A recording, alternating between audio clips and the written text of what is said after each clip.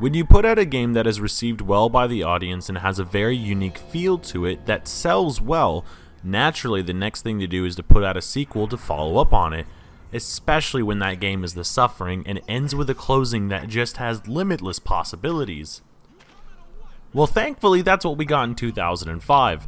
The Suffering Ties That Bind takes off moments after the conclusion of the previous title, and we're thrown back into the role of Torque, a man facing his own internal struggle between good and evil.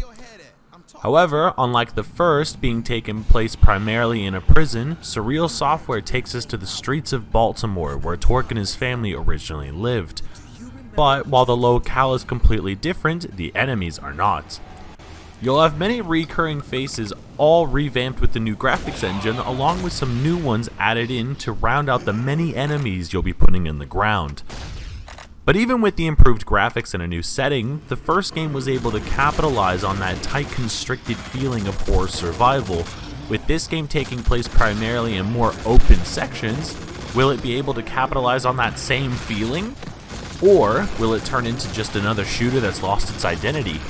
So join me as we dive into the streets of Baltimore and see just what this city has to offer. The game opens up with Torque in prison 5 years before the events of The Suffering, and we're introduced to Blackmore, a shadowy figure that seems to be pulling the strings and has a deep tie into Torque's life.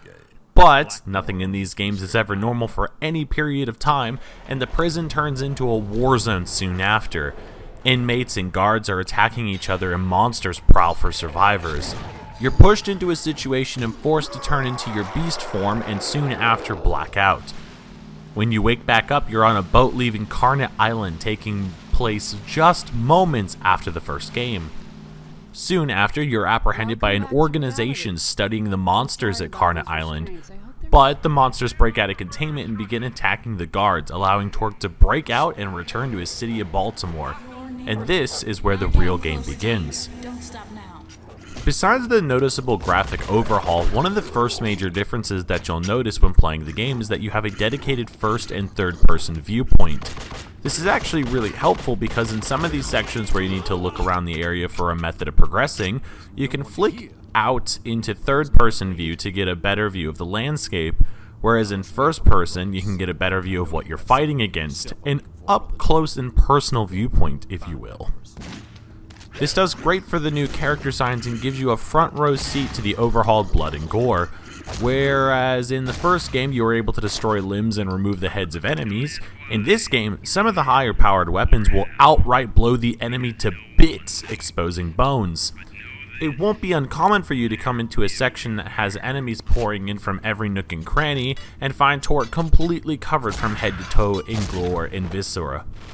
This is especially noticeable when using the RPG or grenade launcher to destroy rooms of enemies, but even up close with the double-barreled shotguns.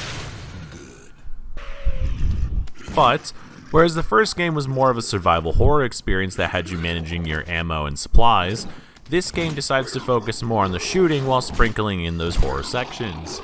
This is most noticeable in the fact that you can only carry 2 weapons on Torque at any given time. It's understandable because of the fact that you're wearing a holster and you can visibly see the weapons that you have, but in some situations this will actually work against you. In the previous title, being able to keep all of your items on you at any given time meant that if you got into a sticky situation where you ran out of ammo in one weapon, you could just change to another and move on. But in this title, there are multiple instances where you will come into a gauntlet-like scenario. Enemies will spawn frequently and ammo will become incredibly sparse. This isn't a bad thing, as the guns all handle well and are incredibly fun to use, so swapping out during a gunfight isn't uncommon.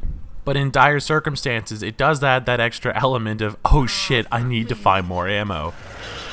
But, on the downside, it does mean that you're not able to prepare for what's later to come. And unfortunately, this goes the same for health pickups as well. Instead of being able to save up to 9 bottles of painkillers like you could in the previous game, you immediately use them on pickup. This doesn't sound like a bad thing on paper, except when you start playing the game and you realize just how often you're in harm's way, and how little health they give you in some of these sections. Whether you have bullets being sprayed all over the screen, or you've just had a bad run recently and are on a really terrible checkpoint, not being able to stash healing items really does intensify the circumstances. Speaking of circumstances intensifying, even with the locale of the game changing to a more city-like environment, it doesn't diminish any of the shock value or heavy undertones that the game presents. As Torque moves throughout Baltimore, he will still have flashbacks of his deceased family, but in this game, not only does it hit harder because you're in your own home setting, but they also sprinkle it in with cutscenes that show the main antagonists having a direct hand in some of those flashbacks. Mix this with some of the NPCs and the situations that they get themselves into, and it really paints the Undercity of Baltimore as this dark, decrepit place where it's a struggle just to survive. So naturally, you're given an option to try and ease the suffering of some of the denizens of Baltimore through a morality system. Helping the citizens out, much like in the first game, gives Torque more insight into the perspective of what is actually occurring at the time, and also directly alters his beast form, causing new attacks to become available, whether for better or for worse. It's a nice addition because in the first game it felt like the morality didn't really matter all too much.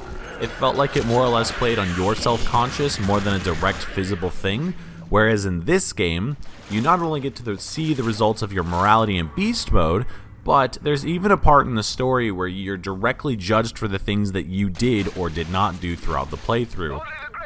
This is a great addition because it actually gives meaning to what you're doing rather than a blue-red slider that slightly alters the attacks you receive. Now, you actually have a weighted story significance that you directly impacted. Now, unfortunately, for almost every step that this game takes forward, it seems to take a step back as well. For example, new enemy types are added into the game and introduced in a way that directly ties into what is going on around you. However, enemies like the marksmen make a reappearance, but they're just treated as normal cannon fodder, no introduction required. This didn't impact me as much as I thought because I had just played the previous game, but for anyone coming into this not having played the previous one, a lot of these enemies just kind of show up without any significance, and it doesn't make a whole lot of sense when there's another enemy that does almost the exact same thing in a much better fashion. And speaking of enemies, a new variant is added into the game as a summoner type, where the only way it can be damaged is by using your beast mode. Now, your beast mode runs off of an insanity meter. To get the insanity meter to fill, you have to kill enemies. However, because these summoner enemies will show up during horde-like scenarios, and they keep summoning enemies until they are put down, sometimes you won't have ammo to deal with anything, meaning you'll be running around frantically trying to find ammo to put down an enemy, hoping it gives you just enough meter before you meet your end. However, where I feel the biggest misstep this game makes is actually in its main story. In the original Suffering game, the prison and Torque's backstory were shrouded in mystery and darkness, leaving the player to follow a trail of breadcrumbs as they learn more of the dark secrets that the Carnate prison held. With this game being a direct sequel, picking up moments after the original finished, surely it would try and continue and build on that. And it does for the most part, focusing more on the story of Torque's family falling into ruin, giving us some background knowledge into him as a character, except every time it introduces something new, either as an organization or an antagonist, it does so in a way that creates way more questions than it actually answers. And when it comes to the main antagonist of the game, seeing him show up in more and more of Torque's flashbacks was really interesting. But all that goes out the window when they throw a revelation at you before one of the most annoying boss fights in the entire game. In the previous game, boss fights worked on a gimmick. You do A to accomplish B. This fight, which I won't spoil so you can enjoy it in all its glory, was a slog in a really awkward way to finish the game. I had tons of fun playing this game, but I will say I was a bit disappointed. With what the first game was able to accomplish with its prison setting, I thought that with a larger setting and a character with a troubled past returning home, it seemed like it didn't have the punch I was seeking. The shooting and action was spot on, if a bit repetitive during those horde sections that happened too frequently, but all in all I enjoyed the game.